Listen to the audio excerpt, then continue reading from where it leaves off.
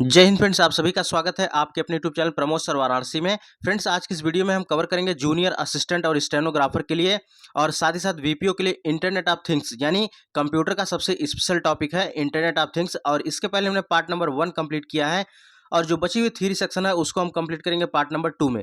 ठीक है, और इसके बाद एक पार्ट और आएगा जिसमें हम एमसीक्यू टाइप में जितने भी क्वेश्चन बन सकते हैं उसको कवर करेंगे। तो बिल्कुल कंप्लीट वीडियो है, इसलिए वीडियो के एंड तक बने रहिएगा। पार्ट नंबर फर्स्ट और पार्ट नंबर सेकंड आप अगर देख लेते हैं तो इंटरनेट ऑफ थिंग्स से आपके सारे डाउट क्लियर हो जाएंगे और 100% आपको एग्जाम में इन्हीं में से देखने को मिलने वाला है। ठीक है, तो यह वीडियो काफ़ी इंपॉर्टेंट है। चलिए स्टार्ट करते हैं वीडियो को। फ्रेंड्स, वीडियो में आगे बढ़ने से पहले बता दें, अगर आप चैनल पर पहली बार विजिट कर रहे हैं तो चैनल को जरूर सब्सक्राइब कर लें और साथ ही साथ बेल आइकन को भी प्रेस कर लें ताकि आपको सबसे पहले अपडेट मिलती रहे, क्योंकि जूनियर असिस्टेंट और स्टेनोग्राफर की तैयारी बिल्कुल टॉपिक वाइज इस चैनल पर करवाई जा रही है और बिल्कुल निःशुल्क।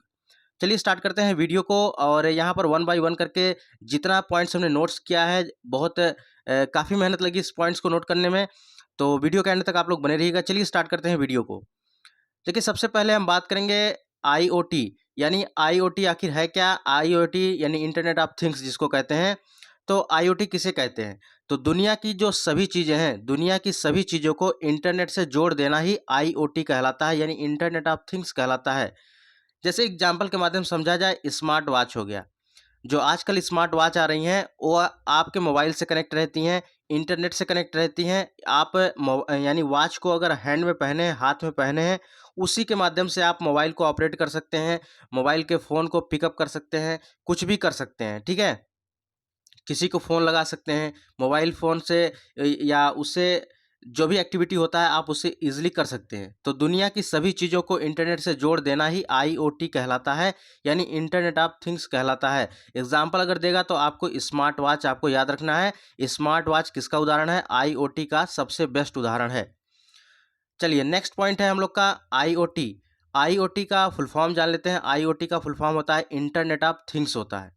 अगर इसके जन्मदाता की बात करें, इंटरनेट ऑफ थिंग्स का पिता किसे कहा जाता है, जन्मदाता किसे कहा जाता है, तो केविन एस्थन को कहा जाता है। किसको कहा जाता है? केविन एस्थन को कहा जाता है। याद रखिए, काफ़ी इंपॉर्टेंट है। चलिए नेक्स्ट पॉइंट है, इंटरनेट ऑफ थिंग्स का आविष्कार कब हुआ था। द इंटरनेट ऑफ थिंग्स का आविष्कार 1999 में हुआ था। दोनों पॉइंट अपने आप में काफ़ी इंपॉर्टेंट है और जब भी आपके जूनियर असिस्टेंट, वीपीओ या स्टेनोग्राफर में जब भी क्वेश्चन बनेंगे, आपको बेसिक से लेकर टॉप लेवल तक सभी क्वेश्चन को हमने यहाँ पर समाहित कर दिया है। कहीं से भी क्वेश्चन घुमाकर पूछे, आप इजीली कर पाएंगे। ठीक है, तो इंटरनेट ऑफ थिंग्स का जन्मदाता अगर पूछे तो केविन एस्थन को कहा जाता है। और आईओटी का आविष्कार कब हुआ? 1999 में इसका आविष्कार हुआ था। चलिए अब नेक्स्ट पॉइंट पे चलते हैं। अगला पॉइंट है यम क्यू टी टी क्या है। काफ़ी रिपीटेड क्वेश्चन है और बहुत बार पूछा गया है। यम क्यू टी टी आखिर है क्या? तो इसका फुल फॉर्म जान लेते हैं सबसे पहले। तो इसका फुल फॉर्म होता है मैसेज क्यू टेलीमेट्री ट्रांसपोर्ट होता है। क्या होता है? Message queue telemetry transport, M Q T T का फुल फॉर्म होता है। आखिर यह यम क्यू टी टी है क्या, या क्या वर्क करता है और कैसे काम करता है, इसके बारे में भी थोड़ा देख लेते हैं। तो MQTT कम्युनिकेशन के लिए एक ओपन लाइटवेट मैसेजिंग प्रोटोकॉल है। किस प्रकार का प्रोटोकॉल है? मैसेजिंग प्रोटोकॉल है। आप इसको याद रखिएगा, काफ़ी इंपॉर्टेंट है। पहला पॉइंट बनेगा MQTT का फुल फॉर्म क्या होता है? मैसेज क्यू टेलीमेट्री ट्रांसपोर्ट होता है। दूसरा पॉइंट अगर पूछेगा, कहेगा MQTT के लिए किस प्रकार का मैसेजिंग प्रोटोकॉल है, तो यह ओपन लाइट वेट का मैसेजिंग प्रोटोकॉल है। याद रखिएगा, किस प्रकार का? ओपन लाइट वेट का। ठीक है, तो MQTT कम्युनिकेशन के लिए एक ओपन लाइटवेट मैसेजिंग प्रोटोकॉल है। नेक्स्ट पॉइंट है MQTT यानी message queue telemetry transport IoT tools और कम बैंडविड्थ के लिए अनुकूलित होता है। तो किसके लिए अनुकूलित होता है? कम बैंडविड्थ के लिए। तो MQTT का जो बैंडविड्थ होता है बहुत ही कम होता है, इसको भी आप याद रखिएगा। ऑप्शन में आपको दे देगा कि MQTT का बैंडविड्थ कैसा होता है, तो आपको याद रखना है कम होता है। चलिए नेक्स्ट पॉइंट है MQTT एक एंड पर, ठीक है, MQTT जो होता है एक एंड पर एप्लीकेशन और यूज़र के बीच कनेक्शन तथा दूसरे एंड पर नेटवर्क और कम्युनिकेशन प्रदान करता है। यानी पहले एंड की बात करें तो पहले छोर पर यह एप्लीकेशन और यूजर के बीच कनेक्शन का काम करता है, और वहीं दूसरे छोर की बात करें तो यह नेटवर्क एंड कम्युनिकेशन के लिए बात बात करता है या प्रदान करता है। ठीक है, इसको एक फिगर के माध्यम से समझते हैं। या सपोज दैट आपका MQTT है, यानी मैसेज क्यू टेलीमेट्री ट्रांसपोर्ट है। यह एक एंड पर क्या करता है, एप्लीकेशन और यूजर के बीच क्या करता है, कनेक्शन प्रदान करता है। क्या करता है, एप्लीकेशन और यूजर के बीच कनेक्शन प्रदान करता है पहले छोर पर। दूसरे छोर पर क्या करता है, नेटवर्क और कम्युनिकेशन प्रदान करता है। यानी पहले छोर पर एप्लीकेशन और यूजर को कनेक्शन प्रदान करता है, वहीं दूसरे छोर पर नेटवर्क और कम्युनिकेशन प्रदान करता है। यही इसका इंपॉर्टेंट पॉइंट है, इसको याद रखिएगा। ठीक है, एक बार इसको फिर से देख लेते हैं। MQTT आखिर है क्या, मैसेज क्यू टेलीमेट्री ट्रांसपोर्ट है। और MQTT कम्युनिकेशन के लिए एक ओपन लाइटवेट मैसेजिंग प्रोटोकॉल है। MQTT का जो बैंडविड्थ होता है काफ़ी कम होता है। और MQTT जो होता है एक एंड पर एप्लीकेशन यूज़र के बीच कनेक्शन का काम करता है और वहीं दूसरे एंड पर नेटवर्क और कम्युनिकेशन प्रदान करता है। चलिए, यहाँ से इंपॉर्टेंट पॉइंट्स बन गए। अब चलते हैं अगले सेगमेंट में। अगला पॉइंट है यहाँ पर देखिए, जो 1262 का पेपर हुआ था यही प्रश्न पूछा गया था और यह क्वेश्चन देखिए काफ़ी रिपीटेड भी है। तो इतना आप कर लेते हैं जितना इस वीडियो में हम बता रहे हैं, और इसका पहला पार्ट, दोनों पार्ट को आप अच्छे से कर लेते हैं तो आपका इंटरनेट ऑफ थिंग्स से कोई भी क्वेश्चन नहीं छूटेगा। इससे बाहर एक भी क्वेश्चन नहीं देखने को मिलेगा। ठीक है, बस इसको आप अच्छे से एक बार वीडियो को देख लीजिए। चलिए, दूसरा पॉइंट है यहाँ पर कह रहा है कि इंटरनेट ऑफ थिंग्स यानी IoT उपकरण में वायरलेस संचार के लिए किस डिवाइस का उपयोग किया जाता है। तो IoT उपकरण में वायरलेस संचार के लिए ब्लूटूथ डिवाइस का उपयोग किया जाता है। किसका उपयोग किया जाता है, ब्लूटूथ डिवाइस का उपयोग किया जाता है। यह क्वेश्चन काफ़ी रिपीटेड क्वेश्चन है। ठीक है, IoT उपकरण में वायरलेस संचार के लिए किस डिवाइस का उपयोग किया जाता है, ब्लूटूथ डिवाइस का उपयोग किया जाता है। ठीक है, ब्लूटूथ डिवाइस का। चलिए, यहाँ पर IoT के फुल फॉर्म के बारे में जान लेते हैं। IoT का फुल फॉर्म क्या होता है। IoT का फुल फॉर्म होता है इंटरनेट ऑफ थिंग्स होता है। क्या होता है, इंटरनेट ऑफ थिंग्स होता है। यह क्वेश्चन भी पूछा जा चुका है। दूसरा पॉइंट है कि IIoT का फुल फॉर्म क्या होता है। अभी हमने देखा है कि IoT का फुल फॉर्म क्या होता है, इंटरनेट ऑफ थिंग्स होता है। लेकिन अगर पूछे कि IIoT का फुल फॉर्म क्या होता है तो आपको बताना है इंडस्ट्रियल इंटरनेट ऑफ थिंग्स होता है। क्या होता है, industrial internet of things IIoT का फुल फॉर्म होता है। अब इसको भी देख लेते हैं, IIoT आखिर है क्या। तो IIoT, इसका प्रयोग मशीनों को बनाने के लिए, सेंसर, सॉफ्टवेयर, डाटा एनालिटिक्स के साथ डाटा कलेक्शन, डाटा एक्सचेंज तथा इसको एनालाइज करने में उपयोगी होता है। ठीक है, तो IIoT क्या है पहले इसको जान लेते हैं। यानी इसका फुल फॉर्म क्या होता है, इंडस्ट्रियल इंटरनेट ऑफ थिंग्स होता है। इसका उपयोग मशीनों को बनाने के लिए किया जाता है। इसका उपयोग कैसे किया जाता है, मशीनों को बनाने के लिए इसका उपयोग किया जाता है। जैसे सेंसर हो गया, सॉफ्टवेयर हो गया, डाटा एनालिटिक्स हो गया, डाटा कलेक्शन हो गया और डाटा को एक्सचेंज करने के लिए IIoT का इस्तेमाल किया जाता है। नेक्स्ट पॉइंट है, इंडस्ट्रियल इंजीनियरिंग को मजबूत करने के लिए कौन योगदान करता है। तो इंडस्ट्रियल इंजीनियरिंग को मजबूत करने में योगदान करता है IIoT करता है। कौन करता है, IIoT करता है, यानी इंडस्ट्रियल इंटरनेट ऑफ थिंग्स करता है। याद रखिएगा, काफ़ी इंपॉर्टेंट क्वेश्चन है और यह क्वेश्चन कई बार पूछा जा चुका है। इंडस्ट्रियल इंजीनियरिंग को मजबूत करने में कौन योगदान करता है, IIoT योगदान करता है। नेक्स्ट पॉइंट है, स्मार्ट मशीन किसके माध्यम से कम्युनिकेशन करने में मनुष्यों की तुलना में अधिक एक्यूरेट और कंसिस्टेंट रिजल्ट देती है। तो यह डेटा के माध्यम से। किसके माध्यम से, डेटा के माध्यम से। स्मार्ट मशीनें जो होती हैं यह किसके माध्यम से कम्युनिकेशन करने में मनुष्यों की तुलना में अधिक एक्यूरेट और कंसिस्टेंट रिजल्ट देती हैं। तो यह डेटा के माध्यम से यह सबसे एक्यूरेट रिजल्ट देती हैं। फ्रेंड्स, वीडियो अगर अच्छी लग रही हो वीडियो को एक बार लाइक एंड शेयर जरूर करिएगा और अपने दोस्तों में भी शेयर करिएगा, क्योंकि आपका फर्ज बनता है। काफ़ी मेहनत लगी इस वीडियो को बनाने में। ठीक है, तो एक बार फटाफट वीडियो को सभी लोग लाइक कर दें और वीडियो को शेयर भी कर दें। नेक्स्ट पॉइंट है हम लोग का, निम्न ऊर्जा यानी लो एनर्जी रेडियो संचालन को सपोर्ट करती है कौन सी डिवाइस। ठीक है, निम्न ऊर्जा रेडियो संचालन को कौन डिवाइस सपोर्ट करती है। तो यह ब्लूटूथ करती है। कौन करती है, ब्लूटूथ। याद रखिएगा, इंपॉर्टेंट प्रश्न है। चलिए, अगला पॉइंट है, ब्लूटूथ आखिर है क्या, इसके बारे में भी थोड़ा देख लेते हैं। तो यह इलेक्ट्रॉनिक डिवाइस है।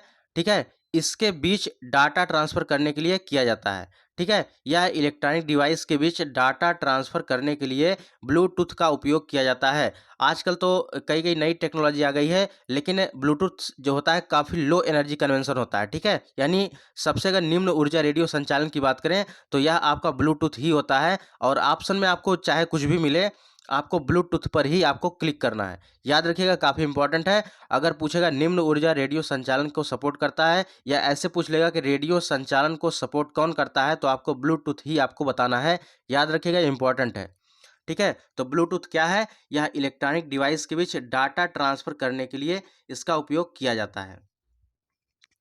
चलिए नेक्स्ट पॉइंट है, अगला पॉइंट है कि टैग्स, डिवाइस, स्मार्टफ़ोन, पशुओं को डिटेक्ट करना आदि की पहचान की जाती है, किसके माध्यम से पहचान की जाती है? मान के चलिए आपको टैग्स को पता करना है कि कौन-सा टैग्स लगा है, या डिवाइस का पता करना है कि कौन-सी डिवाइस है, स्मार्टफ़ोन का पता करना है, या पशुओं, आजकल जो पशु हैं, उनके कानों में जो है आरएफआईडी लगा दिया गया है। कल की वीडियो में हमने बताया था, अच्छे से बताया था। अगर आपने नहीं देखा है तो प्लेलिस्ट में जाकर इसको अच्छे से देख लीजिए। पार्ट नंबर फर्स्ट है। तो पशुओं को डिटेक्ट करने, यानी पशुओं के कान में जो आजकल आरएफआईडी लगाया जाता है, यानी पशु खोए ना, पशु को अगर कहीं खो जाते हैं तो उनको आसानी से डिटेक्ट कर लिया जाता है, यानी उनको आसानी से पहचान लिया जाता है। तो वही कह रहा है कि टैग्स, डिवाइस, स्मार्टफ़ोन, पशुओं को डिटेक्ट करना आदि को पहचानना किसके द्वारा पहचाना जाता है? तो आरएफआईडी और एनएफसी के द्वारा पहचाना जाता है। इसके बारे में हम कल डिटेल में बात किए थे, आप वीडियो को ज़रूर देख लीजिएगा। अब सबसे पहले बात आती है कि आरएफआईडी का फुल फॉर्म क्या होता है? आरएफआईडी का फुल फॉर्म जो होता है, ये होता है रेडियो फ्रीक्वेंसी आइडेंटिफिकेशन होता है। क्या होता है? Radio frequency identification. याद रखिएगा काफ़ी इंपॉर्टेंट है।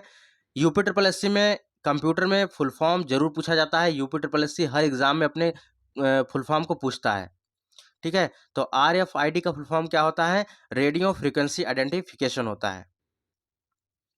नेक्स्ट है एनएफसी का फुल फॉर्म क्या होता है? नियर फील्ड कम्युनिकेशन होता है। क्या होता है? नियर फील्ड कम्युनिकेशन होता है। यह एनएफसी का फुल फॉर्म होता है। तो हम लोगों ने आसानी से जान लिया कि आरएफआईडी और एनएफसी क्या है। तो टैग्स, डिवाइस, स्मार्टफोन, पशुओं आदि को पहचान करने के लिए आरएफआईडी और एनएफसी का उपयोग किया जाता है। आरएफआईडी की फुल फॉर्म की बात करें तो रेडियो फ्रीक्वेंसी आइडेंटिफिकेशन है। एनएफसी की फुल फॉर्म की बात करें तो नियर फील्ड कम्युनिकेशन है।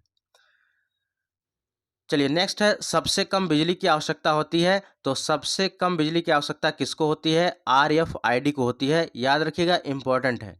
सबसे कम बिजली की आवश्यकता किसको होती है? आरएफआईडी को होती है। नेक्स्ट है एनएफसी, कम्युनिकेशन पर आधारित है। तो एनएफसी पूछेगा किस पर आधारित है? दो टाइप के प्रश्न बनेंगे यहाँ से। पूछेगा एनएफसी किस पर आधारित है? कम्युनिकेशन पर बेस्ड है। और इसकी अगर रेंज पूछे तो रेंज आपको याद रखना है, काफ़ी इंपॉर्टेंट है। 10 सेंटीमीटर इसकी रेंज है। तो एनएफसी की रेंज कितनी है? एनएफसी का परिसर कितना है? 10 सेंटीमीटर है। इसको भी याद रखिएगा। यानी 10 सेंटीमीटर पर आप खड़े हैं तब भी आपकी जो है आपका जो एटीएम कार्ड रहेगा वो भी एक्सेस ईजिली हो जाएगा, ठीक है? तो एनएफसी का यही फ़ायदा होता है। तो एनएफसी कम्युनिकेशन पर आधारित है और इसकी रेंज 10 सेंटीमीटर है। चलिए यहाँ पर कुछ पॉइंट और हैं। कौन सा प्रोटोकॉल यूडीपी को अतुल्यकालिक रूप से प्रभावित करता है? तो सीओपी होता है। क्या होता है? सीओएपी होता है, यानी कोप होता है। तो कौन सा प्रोटोकॉल यूडीपी को अतुल्यकालिक रूप से प्रभावित करता है? तो यह सीओएपी होता है, यानी कोप होता है। अब कोप का फुल फॉर्म क्या होता है? कंस्ट्रेंड एप्लीकेशन प्रोटोकॉल होता है। क्या होता है? कंस्ट्रेंड एप्लीकेशन प्रोटोकॉल होता है। चलिए अगला क्वेश्चन है यहाँ पर, सीओएपी यानी कोप प्रोटोकॉल मुख्य रूप से किसके लिए उपयोगी है? तो यम टू यम के लिए उपयोगी है। कोप किसके लिए उपयोगी है? कोप प्रोटोकॉल यम टू यम यानी मशीन टू मशीन के लिए उपयोगी है। कोप किसके लिए डिजाइन किया गया था? तो कोप आईओटी के लिए डिजाइन किया गया था, यानी इंटरनेट ऑफ थिंग्स के लिए डिजाइन किया गया था।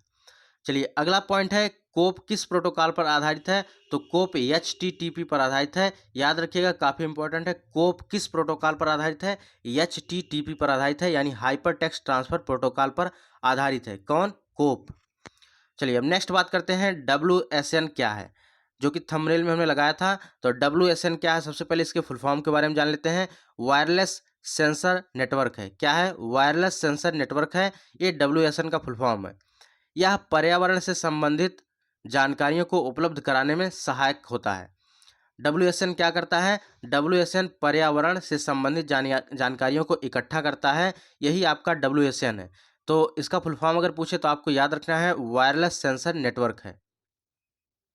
चलिए अगला पॉइंट है यहाँ पर कि कौन सेंसर यंत्र वातावरण के तापमान, नमी, प्रकाश, प्रेशर, धूल की मात्रा को मॉनिटर करता है। तो आपको बताना है कि कौन सा ऐसा नेटवर्क है, कौन सा ऐसा यंत्र है जो कि तापमान, नमी, प्रकाश, प्रेशर और धूल की मात्रा को मॉनिटर करता है। तो आपका WSN है। क्या है? WSN है। और WSN का फुल फॉर्म क्या होता है? वायरलेस सेंसर नेटवर्क होता है। याद रखिएगा, काफ़ी इंपॉर्टेंट है। अगला पॉइंट है कौन सा नेटवर्क GPS, ठीक है, वाईफाई और RFID से जुड़े होते हैं। तो कौन सा नेटवर्क GPS, RFID और यानी वाईफाई से जुड़े होते हैं? तो WSN जुड़े होते हैं। वायरलेस सेंसर नेटवर्क होता है। क्या होता है? वायरलेस सेंसर नेटवर्क होता है। यह वायरलेस सेंसर नेटवर्क GPS के द्वारा, वाईफाई के द्वारा और RFID के द्वारा जुड़े होते हैं। और कल हमने इन सभी का फुल फॉर्म बताया था। तो आज का आप लोग का होमवर्क है कि आपको बताना है कि GPS, WIFI यानी वाईफाई और RFID का फुल फॉर्म क्या है। आप लोगों को कमेंट बॉक्स में तीनों एक तरफ से बताना है। ठीक है, ठीक है, तीनों क्वेश्चन आपके लिए होमवर्क है। GPS, वाईफाई, RFID का फुल फॉर्म क्या है।